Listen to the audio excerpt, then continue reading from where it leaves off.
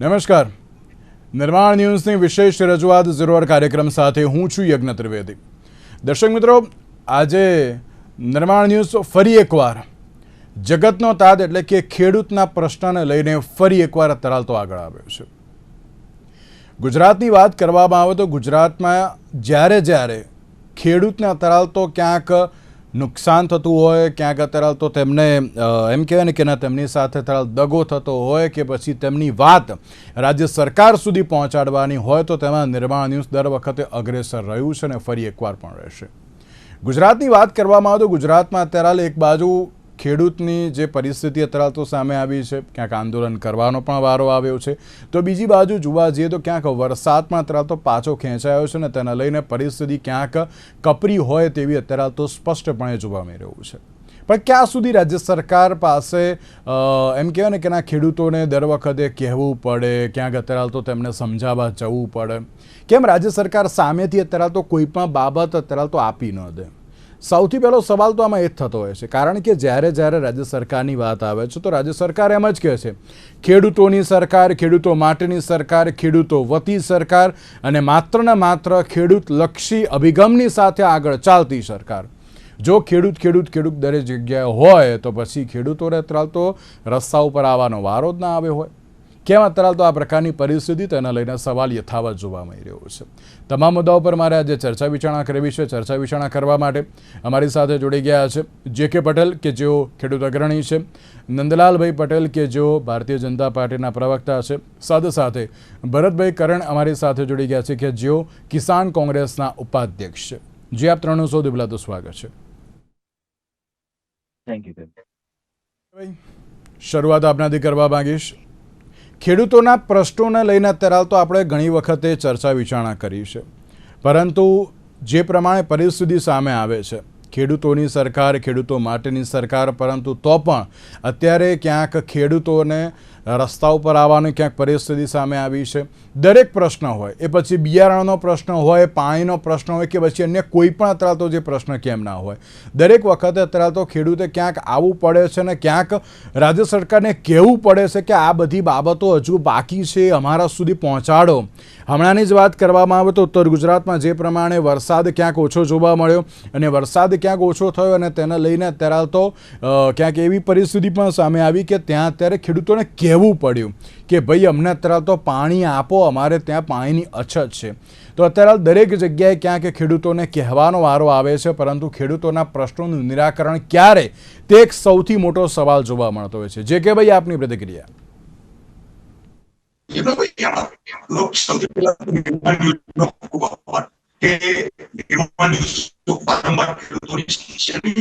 સરકાર સુધી વાત પહોંચે કોશિશ કરે, પરંતુ અત્યારે જે રીતે લોકશાહીમાં કહેવાય કે લોકો દ્વારા લોકોથી અન્ય લોકો માટે ચાલતી સરકાર, એવી રીતે સરકાર વાત કરે કે ખેડૂતો માટે ચાલતી ગુજરાત સંવેદનશીલ સરકાર પણ ફક્ત વાત જ છે. સંવેદના ક્યાં છે એ કોઈ ખેડૂતોને ખબર નથી. એમને કોઈ છેલ્લા કેટલાય વર્ષોથી આપણે જોઈએ તો કૃષિ વિભાગ દ્વારા ખેડૂતો સાથે કોઈ કાર્યવાહી નથી થઈ અને કરીશું તો ક્યારે કોઈ એક્શન ડેટ હોતી નથી. આપણે અત્યારે ગુજરાતમાં વરસાદ નથી. જે કે ભાઈ આપને રોકવા માંગુ છું. આથી અત્યારે તમારો પ્રોપર અવાજ આવી રહ્યો નથી, કારણ કે નેટવર્ક ઇસ્યુ જોવા મળી રહ્યો છે. ક્યાંક અત્યારે તો તમારો અવાજ પ્રોપરલી આવતો નથી. જે કે ભાઈ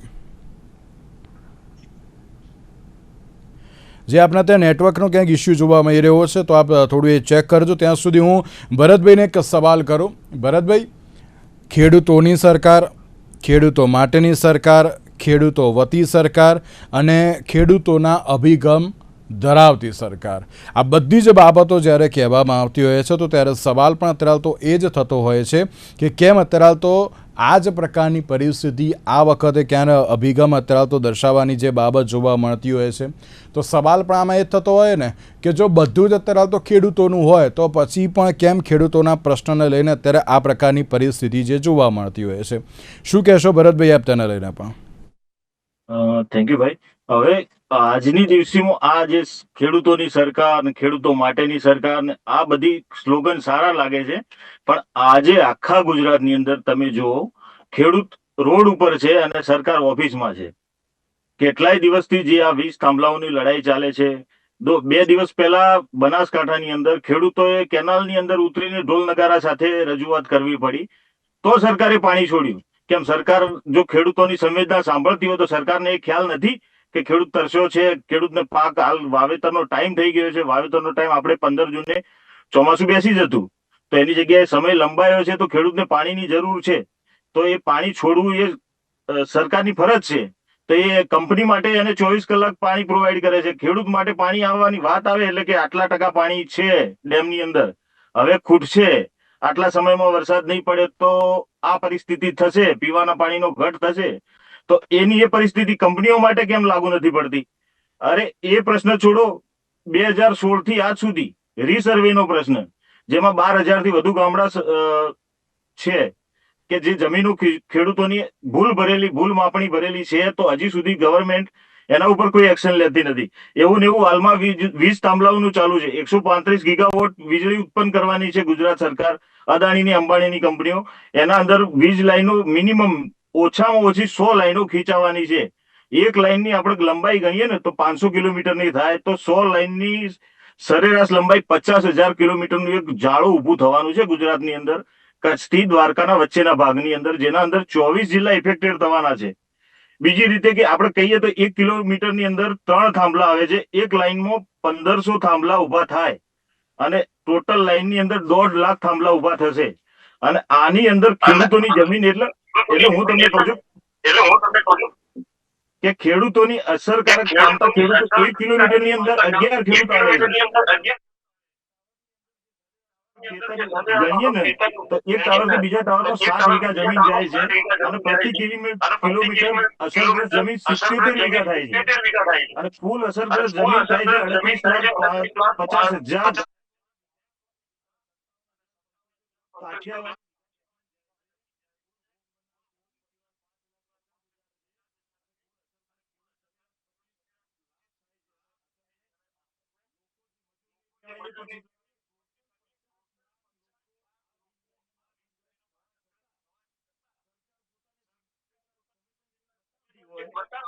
આ પરિસ્થિતિ આવી છે, તો પછી વિચારો તમે કે ગુજરાતના 50 લાખ લોકો રોડ ઉપર આવવું પડે એવી પરિસ્થિતિ છે આજે. ના એમને યોગ્ય વળતર મળે છે, ના એમના કોઈ પ્રશ્નનો જવાબ મળે છે, ઉલટાનું એમના ઉપર ચોર કોટવાલ કોટાટે એ પરિસ્થિતિ પ્રમાણે પોલીસ દ્વારા દમનગીરી કરવામાં આવે છે. બહેનો દીકરીઓને રોડ ઉપર રસ્તા ઉપર ઘસેડવામાં આવે છે, ખેડૂતના ખેતરમાં તાળા તોડી અંદર ઘૂસી જવામાં આવે છે. તો આ સંવેદના છે સરકાર પાસે. બિલકુલ બિલકુલ. પણ આમાં ભરતભાઈ એક સવાલ થતો હોય છે ને કે દર વખતે કહેવામાં આવતું હોય છે, ના ભાઈ અમારું આટલું કામ કરો, નથી થતું એટલા માટે તરત જો રોડ ઉપર આવે છે, તો ક્યાંક સાંભળવું નથી, એ પ્રકારની પરિસ્થિતિ છે ને આમાં તો હવે. હા, એ ચોક્કસ ભાઈ, કારણ કે એ આ કંપનીઓ માટે બધું જ છે. કંપનીઓ પાસેથી 200 કરોડ રૂપિયા લઈ અને કંપનીઓને સિક્યુરિટી પ્રોવાઈડ કરે છે, પણ જે લોકોના ટેક્સના રૂપિયા એમનો પગાર ચૂકવાય છે એ પ્રજા માટે એમની પાસે સિક્યુરિટી નથી. ગવર્મેન્ટને એ પ્રજા માટે કશું ભલું કરવું નથી. અરે 2013 નો લેન્ડ એક્ટ કોંગ્રેસ ગવર્મેન્ટે જે તે સમયે પસાર કરેલો, એના મુજબ નિયમ મુજબ છે કે ભાઈ તમે ખેડૂતને જે માર્કેટ રેટ છે એના 4 ગણા ભાવ, બાજુમાં જ રાજસ્થાનમાં એમની જ સરકાર છે, છતાં ત્યાં ચૂકવાય છે. પણ અહીંયા ગુજરાતમાં તો 2017માં સુધારો કર્યો, 23માં કર્યો, 22માં કર્યો, 26માં કર્યો. એટલે એ પ્રમાણે સુધારો કરી અને જંત્રી 2011ના ભાવની જે જંત્રી લગાવે છે, હવે એ જંત્રી મુજબ તો ખેડૂતને કશું વળતર મળતું જ નથી. અમારા ભારતમાલાની અંદર બનાસકાંઠાની અંદર 1 સ્ક્વેર મીટર જમીનના 22 રૂપિયા, એટલે ફૂટના કેટલા રૂપિયા? 2.2 રૂપિયા. એટલે પાણીની બોટલ લેવા જો ને તો બી તમને 20 રૂપિયા પડે છે ભાઈ, અને 1 ફૂટ જમીનનો ભાવ 2.2 રૂપિયા. એટલે તમે એક વસ્તુ વિચારો કે આ સરકાર ખેડૂતને પૂરું કરવા બેઠી છે, ના કે સરકારની સંવેદના છે ખેડૂત પ્રત્યે. બિલકુલ. જે કે બી અવાજ આવે છે મારો આપને?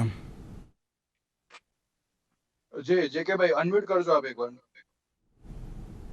જી જે કે ભાઈ, અત્યારનો જે આ પ્રશ્ન છે, ક્યાંક ખેડૂતોને દર વખતે અત્યારે તો કહેવાની ક્યાંક ફરજ પડે છે, શું કહેશો આપ તેના લઈને? ખરેખર તો એમાં કેવું છે કે સત્તા પક્ષ અને વિપક્ષની લડાઈમાં ખેડૂત ક્યાંક ને ક્યાંક પીસાય છે. સત્યની લડાઈ જે છે, કોંગ્રેસ ભૂતકાળની વાહવાઈમાંથી બહાર નીકળવા તૈયાર નથી અને અત્યારની ભારતીય જનતા પાર્ટી સરકાર રહી એ સત્ય સ્વીકારવા તૈયાર નથી. વર્ષો લગી જે રીતે ભારતીય જનતા પાર્ટી વિપક્ષની ભૂમિકામાં આજની તારીખે એ સમજવા તૈયાર નથી કે અમે સરકારી, આજની તારીખે ખામી તો કે કોંગ્રેસની, ફલાણું તો આનું. પણ જે સત્ય છે યજ્ઞભાઈ એ સમજવા જેવું છે કે જે જંત્રીની વાત છે તો એ જે જંત્રી ભાવ કે એ જંત્રી ભાવથી અદાણી પોર્ટમાં જેટલી જમીન વૈધની પડી છે એ બધી અમે ખેડૂતો લેવા તૈયારી. એરપોર્ટની બહાર જેટલી જમીન વૈધની છે પાર્કિંગમાં એ જંત્રી ભાવે અમે લેવા તૈયારી. જે સરકારના જેટલા સરકારી ખરાબા છે, શ્રી સરકાર જમીન છે એ અમે ખેડૂતો જંત્રી ભાવે લેવા તૈયારી. જંત્રી ભાવ, જંત્રી ભાવ, જંત્રી ભાવ. અને માનનીય માની લ્યો કે સન્માનીય મુખ્યમંત્રી શ્રી પાસે કે જેટલા મિનિસ્ટરો પાસે જેટલી જમીન છે ને એ બધી જંત્રી ભાવના 10 ગણા રૂપિયાથી અમે બધાએ જમીન વેચવી તો અમે ખરીદવા તૈયારી. તો ખેડૂતોની જમીન મમરાના ભાવે કે પાણીના ભાવે, પાણીથી નીચા ભાવે આ જે રીતે થઈ રહ્યું છે એ ખરેખર સદંતર જૂઠાણું છે અને ખેડૂતોને ખતમ કરવાની એક રણનીતિ થઈ રહી છે. એટલે યજ્ઞભાઈ તમે વિચાર કરો કે આટલા દિવસથી વરસાદ નથી આવ્યો તો આપણી પાસે ખેડૂતોને રક્ષણ આપે એવી PMFBY નથી. પ્રધાનમંત્રી શ્રીના નામે ચાલતી પ્રધાનમંત્રી ફસલ વીમા યોજના નથી. સ્વર્ગસ્થ રૂપાણી સાહેબે બનાવેલી મુખ્યમંત્રી કિસાન સહાય યોજના ગુજરાતમાં નથી. તો ગુજરાતના ખેડૂતો માટે શું છે શું? અમને આપણે વાત થશે કે નર્મદા નિગમનું અમે પાણી આપીએ તો નર્મદા નિગમને 2012માં 17 લાખ 8 હેક્ટરને પાણી પોગાડવાનું હતું. હજુ એ પોગાડી નથી શકા. 2022માં ખેડૂતોની આવક ડબલ કરવાની હતી. અત્યારે કઈ સાલી અમે ભૂલી ગયા કારણ કે અમે દરેક માં ક્યાંક ખેડૂતોને કહેવાનો જ વારો આવ્યો હોય એવું અત્યારે તો JK ભાઈ જોવા મળી રહ્યું છે. નંદલાલભાઈ, દર વખતે તમે એમ કહો છો કે ના ખેડૂતોની સરકાર, ખેડૂતો માટેની સરકાર, પણ હજુ પણ પ્રશ્ન યથાવત છે. JK ભાઈએ તો કહ્યું કે તમે તો ખેડૂતોની આવક બમણી કરવાના હતા, પરંતુ એ શું થઈ ગયું? કેમ હજુ સુધી અત્યારે તો આપણે પરિસ્થિતિ ના જોવા મળી? એટલે સવાલ ઘણા બધા છે, પણ ક્યાંક જવાબ એ રાજ્ય સરકાર આપતી નથી કે આપવા માંગતી નથી, એ અત્યારે તો જે યથાવત જોવા મળી રહ્યું છે. હું આપની નિર્માણ ન્યૂઝ ચેનલ થી મારા બંને મિત્રોને પહેલા તો અમારી અગાઉની ડિબેટમાં મેં કહેલું કે ખેડૂતોની બમણી આવકની જ્યારે વાત થઈ ત્યારે મારા વિપક્ષના મિત્રએ પણ સ્વીકારેલું કે ડબલ આવક તો થઈ છે, પણ હું મારા શબ્દોમાં મેં કહેલું કે અઢી ગણી. 2014 પછી જ્યારે નરેન્દ્રભાઈ વડાપ્રધાન બન્યા એ પછી MSP નો સતત વધારો. તમે આંકડાકીય માહિતી જોતી હોય તો આવતી ડિબેટમાં આંકડાકીય સાથે બેસી અને અઢી ગણી MSP વધ્યા પછી ખેડૂતોને હું સ્વીકારું છું, મારા મિત્ર JK ભાઈ ક્યાંક કહે છે તો હું એ બાબતનો સ્વીકાર પણ કરું છું કે ક્યાંક ખેડૂતોને કોઈ પણ કઈ નાની નાની બાબતમાં ક્યાંક ત્રુટિ હોય છે, પણ એ ત્રુટિ સોલ્યુશન માટે, ભાવનું સોલ્યુશન માટે, MSP વધારવાનું સોલ્યુશન માટે અમારી રાજ્ય સરકારના મંત્રીશ્રીઓ, કૃષિ મંત્રીશ્રીઓ, અમારા ધારાસભ્યો, સાંસદશ્રીઓ જ્યાં જે વિસ્તારમાં જે ખેડૂતોના પ્રશ્ન હોય તો એમને સાથે રાખે અથવા તો JK ભાઈ જેવા ખેડૂત આગેવાનો સાથે જોડાય અને સાથે જોડી એની રજૂઆત કરી અને એને જે કઈ પ્રશ્નો એનું નિરાકરણ લાવવા માટે તૈયાર જ હોય છે.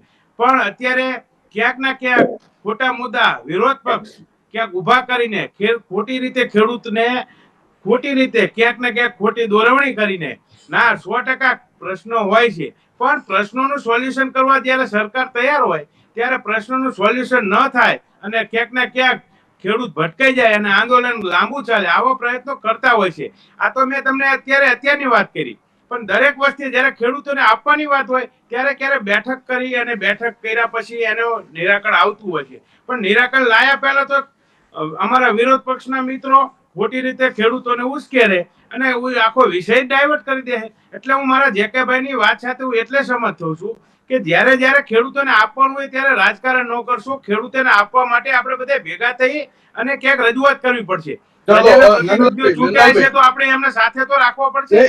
એક મિનિટ નંદલાલભાઈ, તમે એમ કહો છો, ભરતભાઈ એક જ મિનિટ, તમે એમ કહો છો કે ના અમે બેઠક કરવા માટે તૈયાર છીએ, આપણે ખેડૂતોના મુદ્દા ઉપર રાજકારણ નહીં. મારે અત્યાર સુધી નથી કરવું, ચલો રાજકારણ. જેકેભાઈને ખબર છે, અમે અત્યાર સુધી ઘણી બધી ડિબેટ કરી છે કે જેમાં અમે ખેડૂતોના મુદ્દા ઉપર રાજકારણના અમે પહેલેથી અમે અત્યારે તો વિરોધી છીએ કે ભાઈ અમને જે મળવું જોઈએ, એમનો હક છે અત્યારે હાલ તો, એમાં કોઈ રાજકારણ ના જોઈએ. નંદલાલભાઈ, કેમ તો પછી એવું થયું કે બિયારણ અત્યારે તો મોંઘું થયું, ક્યાંક અત્યારે ફરિયાદ કરી ત્યારે અત્યારે તો તમે સોલ્યુશન લાવ્યા?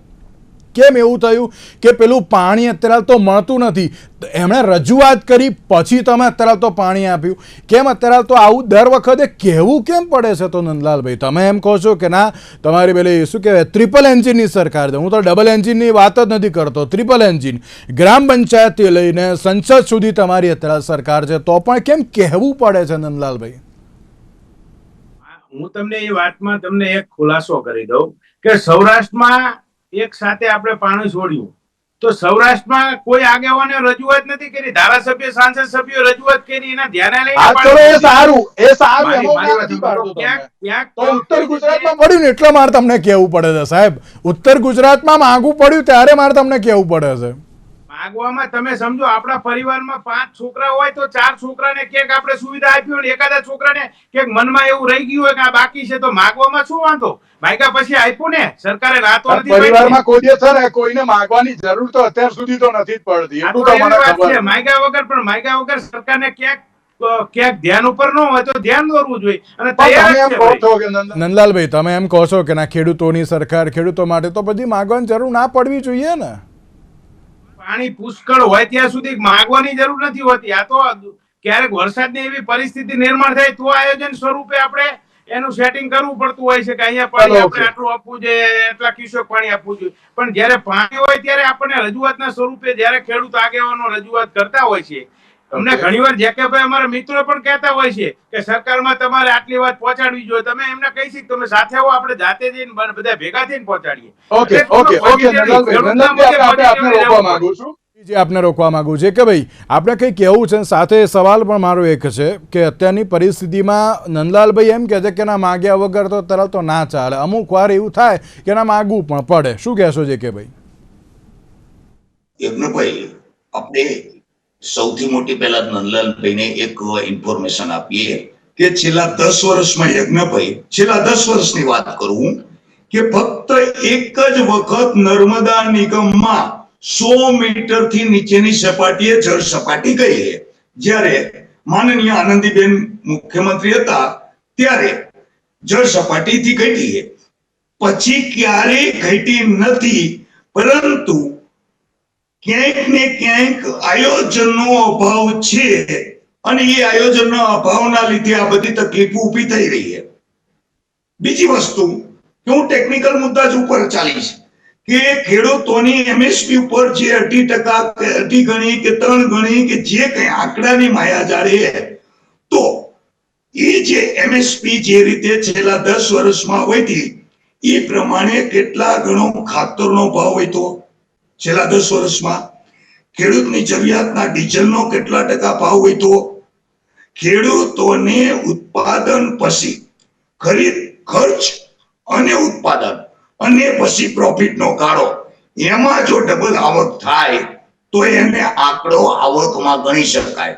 પરંતુ જે રીતે એની આવકનો આંકડો નથી વધ્યો, ફક્ત ઇનપુટ કોસ્ટ અપ જઈ એથી આઉટપુટ કોસ્ટ ડાઉન જઈએ, એટલે ખરેખર તો ખેડૂતની આવક જે જનરલ છે, હાઉસ હોલ્ડ એક ફાર્મરની આવક છે એ ઘટી છે, આંકડાકીય મોટી થઈ છે.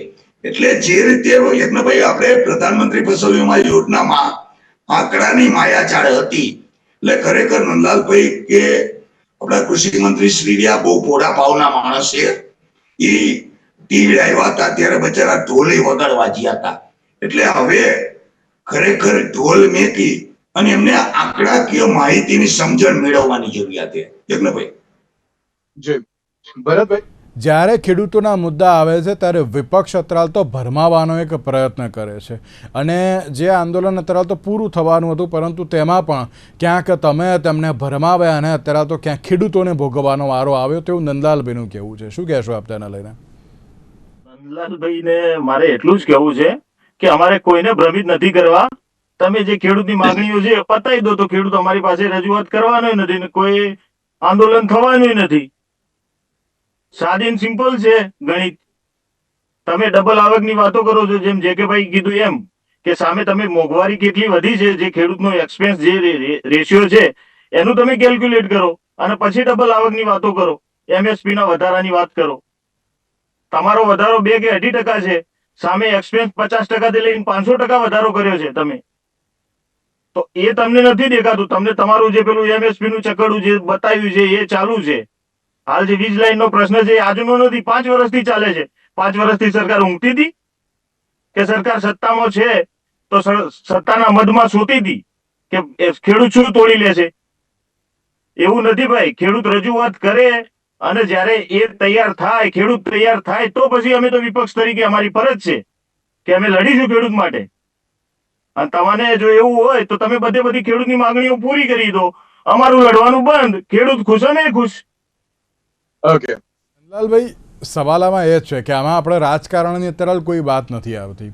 જો અત્યારે ખેડૂતોની જે કોઈ પણ અત્યારે માંગ હોય, જે કંઈ પણ અત્યારે પાણી હોય એટલે કે સિંચાઈ માટેનું પાણી હોય કે પછી અત્યારે તો અન્ય કોઈ પણ બાબત કેમ ના હોય, અત્યારે ક્યાંક એવી પણ પરિસ્થિતિ છે નંદલાલભાઈ કે અત્યારે જે વરસાદ ખેંચાયો છે તેના કારણે પાકમાં નુકસાની વેઠવાનો પણ વારો આવ્યો છે અત્યારે તો ખેડૂતોને. તો ત્યારે આ બધી જ પરિસ્થિતિમાં ક્યાંક જી ભરતભાઈ, બનાસકાંઠાની અંદર દર વખતે અમારે ત્યાં રજૂઆત કરવી પડે છે. દર વખતે તમે છેલ્લા 5 થી 7 વર્ષનું તમે નીકાળી લો, ચેક કરી લો. રજૂઆત કરીને 15 દિવસ સુધી ખેડૂત રાહ જોવે છે, છતાંય સરકાર પાણી નથી છોડતી. આ તો આ વખતે 2 દિવસમાં છૂટી ગયું છે. જી નંદલાલભાઈ, શું કહેશો આપ? પાણી મુદ્દે મારા મિત્ર, વિરોધ પક્ષના મિત્ર ભરતભાઈને મારે કહેવું છે કે તમે લોકોએ ક્યાંય લેખિત રજૂઆત એક પણ જગ્યાએ ખેડૂતો મેદાનમાં આવ્યા પહેલા ક્યાંય રજૂઆત કરી છે પાણીની? હું મારા અંગત મિત્ર છે અને ખેડૂત આગેવાન છે જેકેભાઈને હું વાત સ્વીકારું છું. એ લોકો ઘણીવાર અમને ધ્યાને દોરે છે ને એવું કહે છે લેખિતમાં અમને કાગળો મોકલે. તમારે તો ખેડૂતો મેદાનમાં આવે પછી તમારે વિરોધ પક્ષનો વિરોધ તરીકે ભાઈ, ખેડૂત રજૂઆત કરે એટલે તમારે અમે જાગવું મેદાનમાં નથી. આવીએ. અમે એમને ઉપરથી મેદાનમાં આવતા જ ખેડૂતોનો નથી. મુદ્દો અમારા સુધી પહોંચાડવા તમે માટે એવું માધ્યમ બનો ને. મેદાનમાં આવવું પડે એવું કરો છો શા માધ્યમ માટે? બનતા નથી. મારી વાત સાંભળો પહેલા. મેદાનમાં અમારે તમારી આવવું વાત પડે એવું સાંભળો. તમે પહેલા મારી કરો વાત છો શા સાંભળો. માટે? મારી વાત ભરતભાઈ, એક જ મિનિટ, ભરતભાઈ, અને ભરતભાઈ, માત્ર કોઈ પણ ભરતભાઈ, એક જ જાતનો મિનિટ, પ્રશ્ન પહેલા હોય આપણે તો પકડી લેવાનો, પણ મુદ્દાને તમે પહોંચાડતા તો શીખો. અમે તૈયાર જ છીએ. અમે ક્યાં ના પાડી કે મુદ્દો નથી. મુદ્દો હોય એને સોલ્વ કરવા માટે જ બેઠી છે સરકાર. અને કાલે આવો, ધારાસભ્ય, સાંસદ સભ્યોને સાથે રાખો. બધી રજૂઆતમાં અમે બેઠા છીએ. અમારી વાત સાંભળવા અમારી સરકાર તૈયાર છે. કોઈ પણ જાતના પ્રશ્નોને તમે બનાસકાંઠાની વાત કરી તો પાણી આવ્યું ને નથી આપ્યું એવું તો નથી બન્યું ને. તો તમે કોઈ પણ વાતને રજૂઆત કરતા શીખો. તમે તો માત્ર વિરોધ જ કરવાનો. ખેડૂતો અને પ્રશ્ન ઉભો થયા પછી તમે મેદાનમાં આવો છો. તમે કોઈ દિવસ એવું કીધું કે સૌરાષ્ટ્રમાં આ જગ્યાએ આ ડેમ ભરી દો, ઉત્તર ગુજરાતમાં આ જગ્યાએ ડેમ ભરી દો? તમે તો માત્ર ખેડૂતો આવ્યા પછી જ આગો છો. માત્ર ત્યાં સુધી તો તમારા પોતાના રોટલા શેકો છો ખેડૂતોના મુદ્દે. ઓકે નંદલાલભાઈ. જી ભરતભાઈ. ભાઈ, નંદલાલભાઈના થોડા નોલેજ માટે હું કહું છું કે બનાસકાંઠાના જેટલા આવેદન પત્રો આવ્યા છે ને એ એક વખત ચેક કરી એનો અભ્યાસ કરીને આવે. જો કલેક્ટરશ્રીએ ડસ્ટબિનમાં ના નાખી અને ઉપર રજૂઆત સુધી પહોંચાડ્યા હોય તો. પછી બીજી વાત કે ખેડૂતોના મુદ્દે અમારા વિધાનસભાની અંદર અમારા ધારાસભ્યોએ બધાએ રજૂઆત લેખિતમાં કરેલી છે. એના પ્રોપર કાગળો એ મેળવી લે. અને જે પ્રશ્નોની લાઈનનો પ્રશ્ન હોય કે જે પણ પ્રશ્ન હોય તો જે તે આગેવાને જે તે સમયે જે તે યોગ્ય સમયે એમને રજૂઆત કરેલી જ છે. અમે એમને ચર્ચા નથી કરતા. ચાલો, ઓકે નંદલાલભાઈ, હવે હજુ પણ શું ખેડૂતોને ક્યાંક તમારી પાસે આવવું જ પડશે માંગ કરવા માટે કે હવે જે માંગ હશે તરત પૂરી પણ કરશો? નંદલાલભાઈ, 30 સેકન્ડ. ખેડૂતોને આવવું પડે એવું જરૂરી નથી. ક્યાંક ના ક્યાંક ધ્યાન ઉપર ન હોય તો એ મુદ્દો મૂકવાની જરૂરિયાત છે. હું અમારા વિરોધ પક્ષના મિત્રોને પણ આ વાતને હું કહું છું અને અમારા ખેડૂતના સંગઠનના મિત્રો ભાઈ છે એ લોકોને પણ અમે કહીએ છીએ કે ક્યાંક ના ક્યાંક પ્રશ્ન હોય ને તમે રજૂઆત કરો તો રજૂઆતનું સોલ્યુશન હોય જ છે. એટલે ખેડૂતોને દરેક પ્રશ્ને આવવું પડે છે એવી અમારી કોઈ પણ વાત નથી, પણ જ્યારે ક્યાંક એવો પ્રશ્ન હોય ત્યારે એની રજૂઆતની વાત છે. બાકી તો સરકાર બધું ખેડૂતો માટે, આજે સરકાર બજેટ પણ રહ્યું ને એ મોટામાં મોટું બજેટ ખેડૂતો માટે આપે છે, તો ખેડૂતોને આપવા જ તૈયાર છે. તો પછી ખેડૂતોના વિષયો ઉભા કરવાનું વિરોધ પક્ષો કેમ આવું કરે છે? ઓકે જેકેભાઈ અને ભરતભાઈ, આપ ત્રણનો આભાર અમારી સાથે આ ચર્ચા વિચારણામાં જોડાવા માટે. દર્શક મિત્રો, આમાં સવાલ એ છે કે ખેડૂતોના પ્રશ્નોનું નિરાકરણ ક્યારે, અને સાથે બીજો એક સવાલ એ પણ છે કે મોરબીના જેતપરમાં પણ અત્યારે તો જે પરિસ્થિતિ જોવા મળી રહી છે તેને લઈને પણ હવે રાજ્ય સરકાર કેટલું જલ્દીથી તેનું નિરાકરણ આવશે, કારણ કે આજે કૃષિ મંત્રી દ્વારા તો કહેવામાં આવ્યું કે ના જલ્દી નિરાકરણ લાવશે અને લાંબા ગાળાનું આયોજન પણ અત્યારે તો રાજ્ય સરકાર કરશે, પણ ક્યારે તે એક હજુ સવાલ યથાવત છે. આજના વિશેષ કાર્યક્રમને આપશે. નમસ્કાર.